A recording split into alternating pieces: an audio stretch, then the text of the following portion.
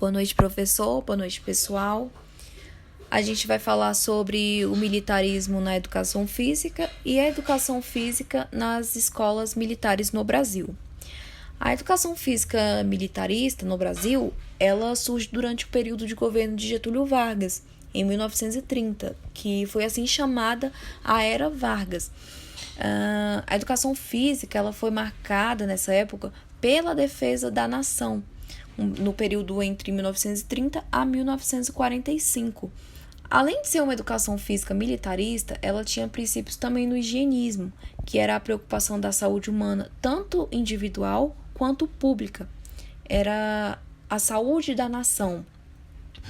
A educação física militarista e higienista, ela carregava a cultura do corpo são, que tinha o intuito de preparar jovens para uma vida saudável e bem treinada, e estar sempre preparado para as necessidades das forças públicas na época. Ou seja, era a junção do higienismo e do militarismo que iriam formar o corpo são. Ou seja, o higienismo por conta da preocupação com a saúde e o militarismo com a preocupação do treinamento. Ou seja, eram essas duas coisas que iriam capacitar o indivíduo, a juventude, para a defesa da nação. Os exercícios eram ministrados por instrutores militares que tinham sua formação nas próprias instituições militares. Eles aplicavam exercícios rígidos e sistematizados, rígidos no método do militarismo, da disciplina e da hierarquia. Nessa época, a educação física teve grande influência do fascismo, que destacava o papel da mesma na formação do homem obediente e adestrado, e tinha como objetivo e meio primordial de forjar máquinas humanas e sempre a estar a serviço da pátria. Em 1931, passou a ser uma disciplina obrigatória nos ensinos primários e secundários. Olá, eu sou a Idália e eu vou dar continuidade. Missão francesa como desenvolvimento do corpo saudável. Pouco se discute com a sociedade a respeito das contribuições das Forças Armadas em relação ao esporte. Entretanto, praticamente toda a bibliografia referente à história da educação física no Brasil remete aos quartéis, que seriam a gênese acadêmica dessa ciência.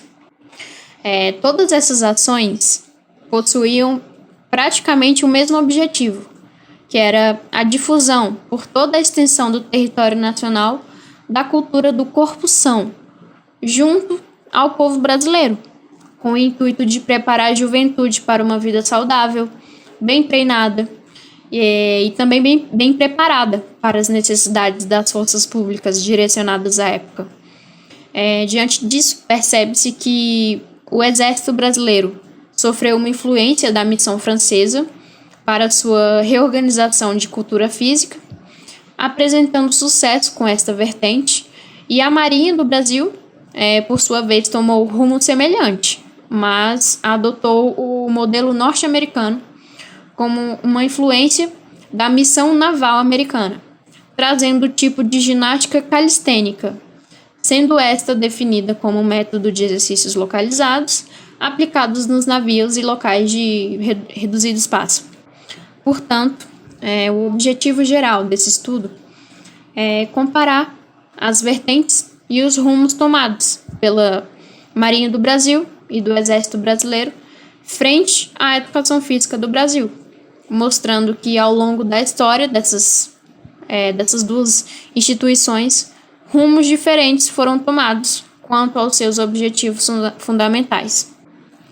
A educação física no Exército Brasileiro, conforme já foi mencionado, durante o período de permanência da missão francesa no Brasil, foi dada ao Exército Brasileiro a missão de difusão da prática de exercício físico para os seus militares e, com isso, o desenvolvimento da cultura de corpo saudável era para uma sociedade como um todo.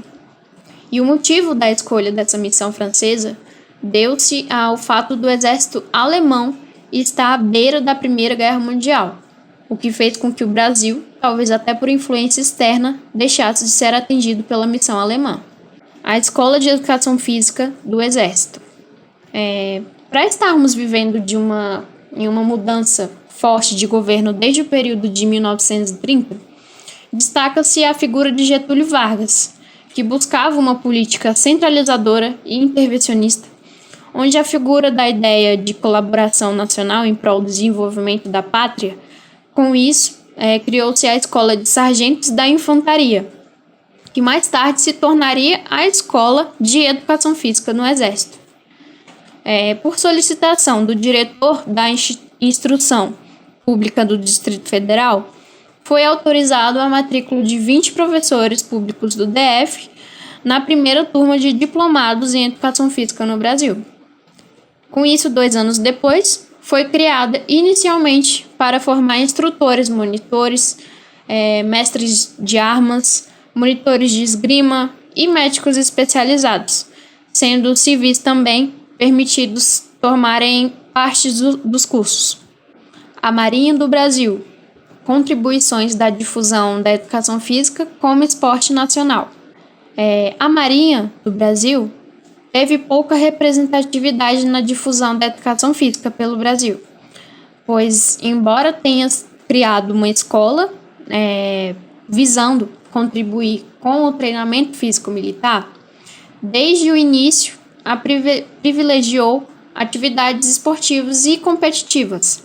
Não tinha a capacidade semelhante à do Exército Brasileiro, deixando o ensino acadêmico e a formação de pessoal qualificado como um foco menor do que se esperava na formação da cultura de ensino regular. Mas a força estava mais atraída pela participação do seu pessoal pelas práticas competitivas, sendo formais e não formais, que perduram até os dias atuais.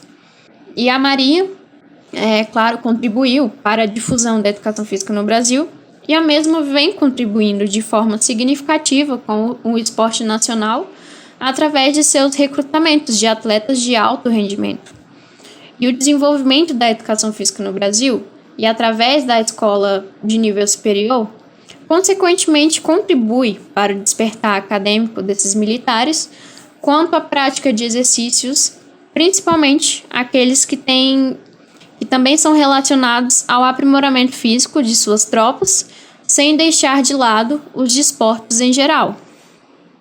Boa noite a todos, boa noite, professor. Vamos dar início aqui ao assunto que é treinamento físico militar nas organizações de formação. A atividade militar ela requer um treinamento físico adequado. Para tanto, os militares das escolas e academias de formação militar prevê cerca de 1 hora a 1 hora e meia de atividade física diária, de 3 a 5 vezes por semana. Isso costuma ser regular entre as forças, normalmente pela manhã, e alguns adotam a parte da tarde, o final da tarde, para poder estar colocando em dias o tempo de atividade militar. Treinamento físico militar, o chamado TFM, é um momento dedicado ao cuidado com a saúde e à manutenção de um biotipo necessário ao exercício da profissão, que muitas das vezes requer destreza, rapidez e agilidade. O militar ele se preocupa com a prática da atividade física desde 1919, quando foi criada a Escola de Educação Física do Exército, a famosa ESEFEX, primeira escola de educação física regular do Brasil, que promoveu a sistematização de exercícios físicos nos meios militar e civil. De lá para cá, tornou-se referência no meio acadêmico e esportivo, promovendo estudos e aprimorando técnicas para um melhor condicionamento físico militar.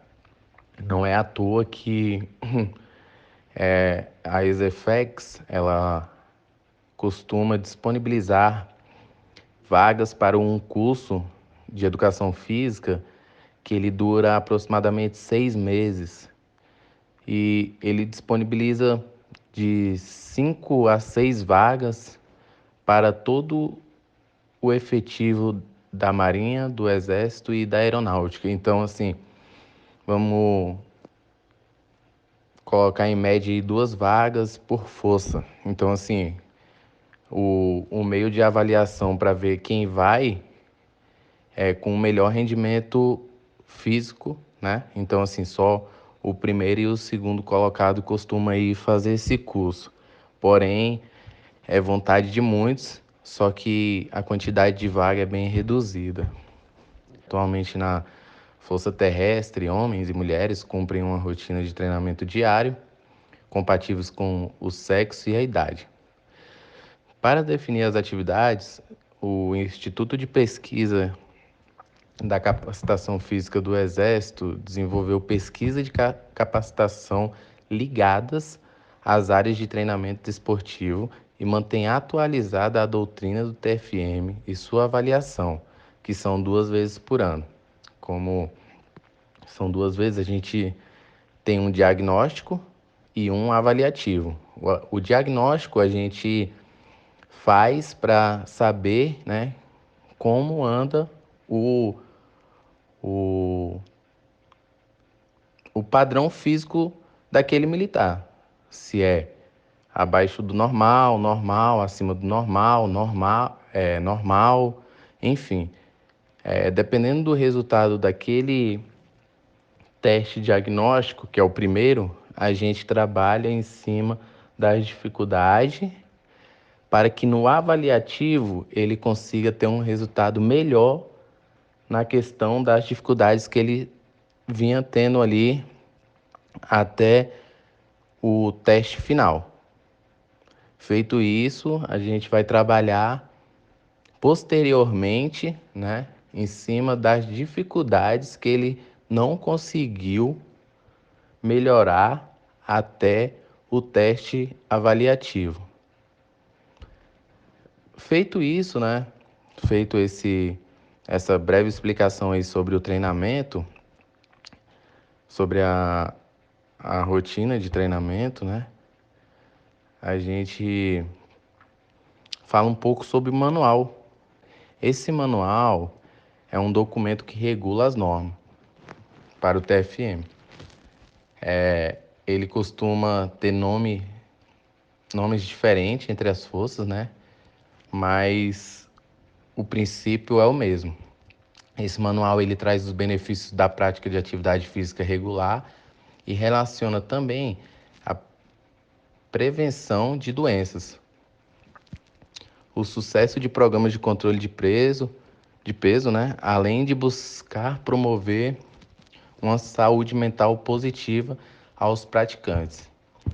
Para os militares, vários são os estudos que mostram que aqueles mais bem preparados fisicamente são mais aptos a suportarem o estresse debilitante do treinamento de combate, além de ficarem mais resistentes às doenças e se recuperarem mais rapidamente de lesões.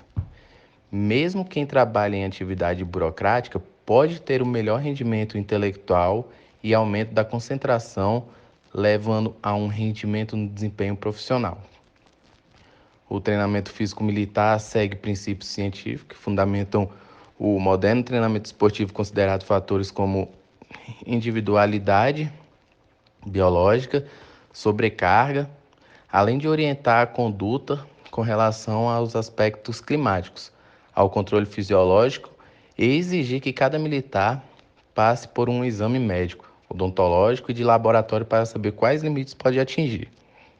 A sessão de TFM prevê exercício de aquecimento, né? Trabalho principal com treinamento cardiopulmonar, neuromuscular e de esportes. E volta à calma. Para avaliar o andamento do TFM, os militares são submetidos de 2 a 3 vezes ao ano a um teste de aptidão física, o TAF. Normalmente são 2, mas tem lugares que fazem 3. É o que eu falei, 2 vezes, uma que é o diagnóstico e a segunda que é o avaliativo, mas tem lugares que fazem 3, né, sendo 2 diagnósticos e um avaliativo. Os índices variam de acordo com o sexo e a idade, assim como o ritmo e a distância a serem alcançados.